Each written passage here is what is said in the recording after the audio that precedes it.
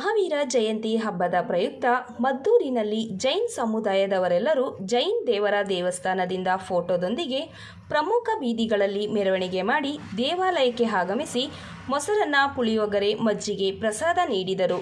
ಮದ್ದೂರಿನ ಶಾಸಕರಾದ KM ಉದಯ್ ಕುಮಾರ್ ಅವರು ಆಗಮಿಸಿದರು. ಅವರಿಗೂ ಸನ್ಮಾನ ಮಾಡಲಾಯಿತು.